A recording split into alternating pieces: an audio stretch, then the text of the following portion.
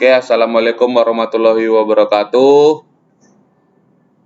Saya Gabriel Napitupulu dengan NIM 42323010045. Di sini saya akan menjelaskan hasil proyek kami ataupun PPT proyek kami yang berjudul Sistem Pemantau Ruangan Sederhana dengan Platform Telegram.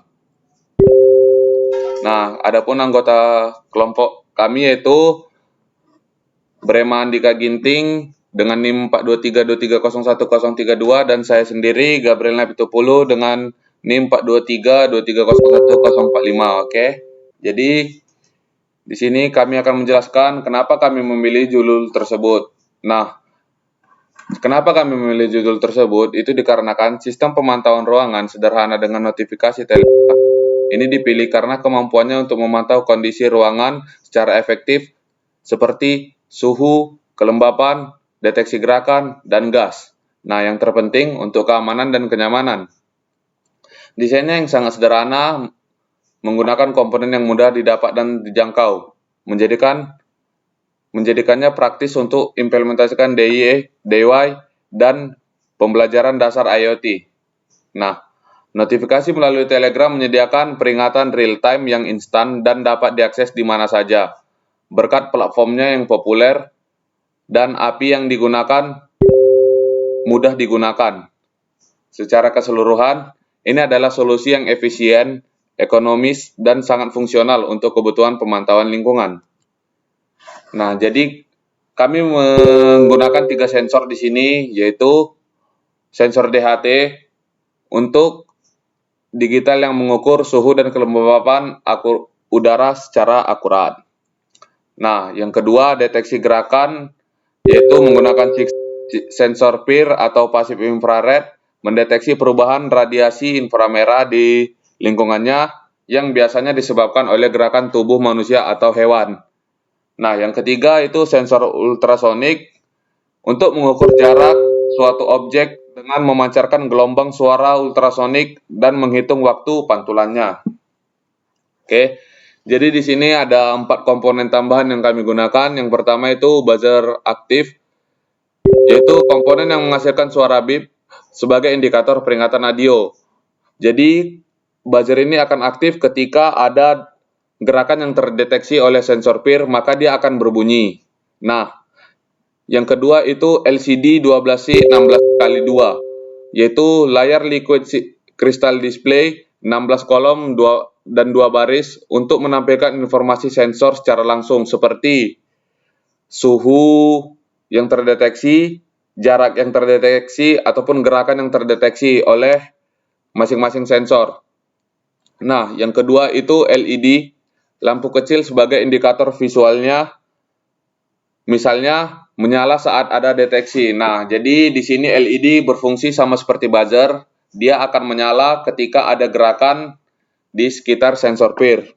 Nah, yang keempat itu ada modul relay 1 channel, yaitu saklar yang dikendalikan secara elektronik oleh ESP32 untuk menghidupkan atau mematikan perangkat listrik berdaya tinggi, misalnya kipas.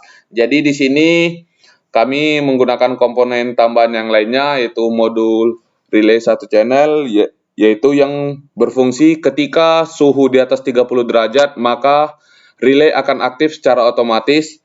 Dan ketika relay dihubungkan dengan komponen yang lain seperti kipas dan suhu di atas 30 derajat, maka kipas akan menyala oleh relay, dan ketika suhu di bawah 30 derajat, maka relay akan mati dan kipas tidak akan menyala. Oke, jadi microcontroller yang kami gunakan di sini adalah ESP32. ESP32 adalah microcontroller yang serbaguna, berdaya rendah, populer, yang dikembangkan secara ekspresi sistem yang terintegrasi dengan kemampuan Wi-Fi dan Bluetooth. Intinya, ia adalah otak kecil yang bisa diprogram untuk mengontrol berbagai perangkat dan berkomunikasi secara nirkabel, menjadikan pilihan ideal untuk proyek IoT. Nah, penggunaan Telegram account. Nah, jadi platform yang kami gunakan di sini adalah Telegram, karena platform Telegram ini menjadi media yang sangat berguna dan efektif dalam praktikum sensor, terutama untuk tujuan monitoring data, notifikasi, bahkan untuk kontrol jarak jauh. Ini memungkinkan pengguna untuk tidak hanya mengumpulkan data dari sensor, tetapi juga mengkomunikasikannya secara real-time ke perangkat lain. Bahkan ketika mereka tidak ada di dekat sistem praktikum fisik. Nah, jadi di sini cara kerjanya yaitu sistem pemantauan ruang sederhana ini bekerja dengan sensor, 3 sensor yaitu PIR, ultrasonik, dan DHT yang terus-terus mengumpulkan data lingkungan. ESP32 itu sebagai otaknya untuk memproses data ini, membandingkannya dengan ambang batas yang ditentukan. Jika kondisi yang terdeteksi, misalnya gerakan, suhu tinggi, atau objek dekat, ESP32 akan mengaktifkan indikator lokal seperti LED yang menyala, buzzer yang berbunyi, dan LCD yang menampilkan informasi, dan modul relay untuk mengontrol perangkat yang eksternal seperti kipas.